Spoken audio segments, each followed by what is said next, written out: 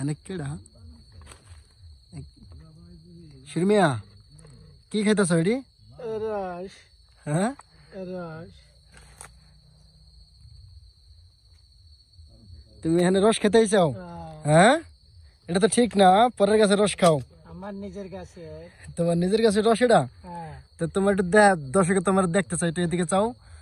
এই খেজুর গাছের রসের উদ্দেশ্যে কিছু বলো। হ্যাঁ শীতকালে খেজুর গাছের রস অমাইক রস।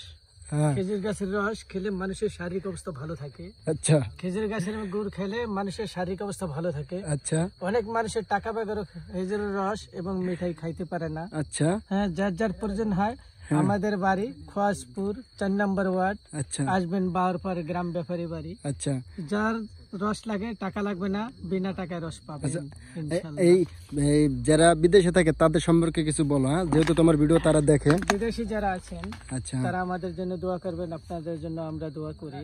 ভালো থাকেন, হ্যাঁ ভালো মতন বাপ মার কোলে আসবেন, সুখে শান্তিতে বসবাস করবেন, এটাই আমরা আর চাই। শীতের জন্য কিছু বলো, যে আজকে যে প্রচুর কুয়াশা।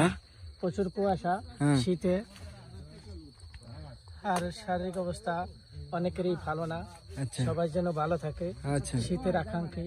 আচ্ছা শীতে আজকে 3 দিন যাবত সূর্য ওঠে না। আচ্ছা আল্লাহ পাক যা করেন ভালোই করেন। হ্যাঁ। আচ্ছা এই যে গাছ কাটছে, এই কি রস কি আছে দু একটু না আছে, সবাই আছে। সবাই খাইছো? খাইয়া লাগছে।